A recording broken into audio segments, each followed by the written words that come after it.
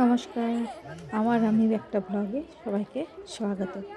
আজকে হচ্ছে 28 তারিখ, আজকে পৌষ মেলার শেষ দিন। তাই আমরা ঠিক করেছিলাম আমি, মম, সাম্য আর ঝিনুক 4 জনে মিলে মেলা যাব। তো সেই মতো আমরা খেয়ে দিয়ে 2:30টার সময় বেরিয়ে পড়েছি মেলাতে। তো মেলাতে গিয়ে প্রথমে আমরা ঠিক করেছিলাম কোথায় দাঁড়াবো।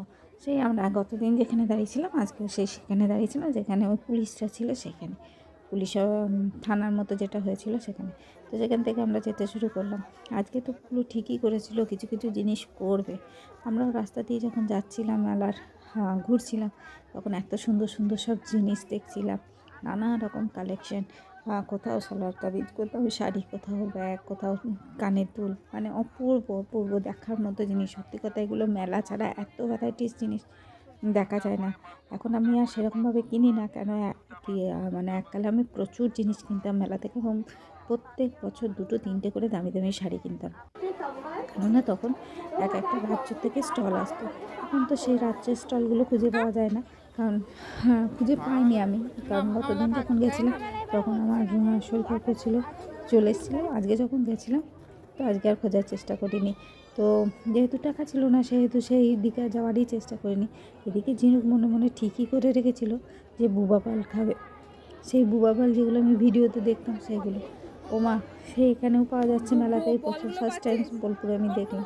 তো ও দেখেছিল, ভিডিও দেখেই ওর মনে ইচ্ছা জেগেছিলো যে ও বোবা পাল খাবে। তো খেলো। তো আমিও একটু ওর থেকে, যে ওর মম সবাইকে জিজ্ঞেস করেছিল কে কী খাবে না খাবে। আমি তো প্রথমেই বলে দিয়েছিলাম এইসব জিনিস আমি খাবো না বাবু, আমি খেতে ভালোবাসি না। পরে দিয়ে ও একটাই নিয়েছে। তো ও অবশ্য ও খেতে কেমন যেটা জানতো না, জাস্ট ভিডিও দেখেই ও খেয়েছিল। যাই হোক, ও খুব কষ্ট করেই মনে হয় লাস্ট পর্যন্ত খেয়েছিল। পালগুলো তো একদম বললাম ঠিক আছে, দেখি আমি একটা পাল খেয়ে দেখি। দেখে তো পুরো প্লাস্টিকের বলের মতো লাগলো আমার। যাই হোক, একদম পছন্দ হয়নি। ও মা বললো ছেড়ে দে, ওর বোবা পাল খেতে যা এত যখন ইচ্ছা হয়েছিল খেয়ে নিয়েছে বাস। এবার একটা দোকানে এখানে 20 টাকার আংটি ছিল, সে একটা কিনেছে। তারপরে সুন্দর সুন্দর কানের দুল কিনেছে ও ও একটা, ওর মা একটা। যাই হোক, কেনার পর দেখছিল আরও যে আরও কী কী কেনা যায়। আর ঝিনুক যেহেতু নাচ করে, তাই ওর প্রচুর গয়নাগাটি লাগে। ওর মা বলছিল তাহলে এইখান থেকে কিছু কিনে নিয়ে নিই, কেননা এগুলো 30 টাকা দিয়ে বিক্রি করছিলো ঝুলি ঝুলি। তারপরে কিছুক্ষণ ঘোরার পর দেখলাম পেয়ারা বিক্রি করছে। মম বলছে চল পেয়ারা খাই। মম একটা 500 গ্রাম ওজনে পেয়ারা কিনলো, সহজে আমরা 4 জনে খাবো। ও মা, নিয়ে দেখি এরা ভাই বোনে বলে আমরা খাবো না।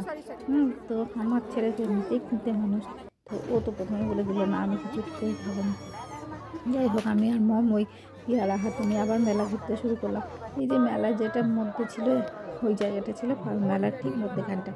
তো আমরা চারিদিকে দিকে ঘুরছিলাম এবং দেখছিলাম, এক্সিবিশন স্টলগুলো দেখছিলাম। সত্যি কথা বলতে কি, এত ভ্যারাইটিস জিনিস এই সময় দেখা যায় না। আর টিঙ্কুদি, মানে আমার পিস্তর দিদি বলতো, পৌষ মেলায় যদি কেউ পালিয়ে চলে আসে, বিয়ে করে সংসার করবে মনে করে, তো এখানেই সব জিনিস কিনতে পারবে। কথাটা যে কতটা সত্যি।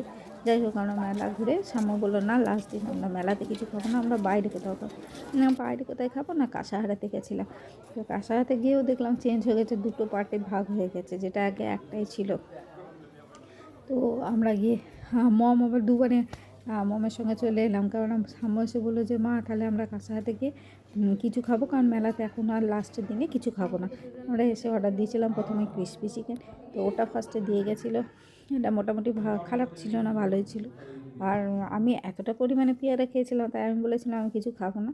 মম আর ঝিনুক খেয়েছিল চাউমিন, মিক্স চাউমিন, আর শামু খেয়েছে এগ চিকেন রোল। আর আমি প্রথমে ভিডিওটা করতে ভুলে গেছিলাম, একদম শেষ হয়ে যাওয়ার পর ভিডিও করেছি।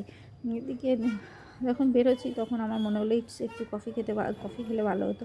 তো সাম্য তখন বেরিয়েই গেছিলো, তাও ঝিনুক ডাকতে গেল, ওকে আর পাইনি।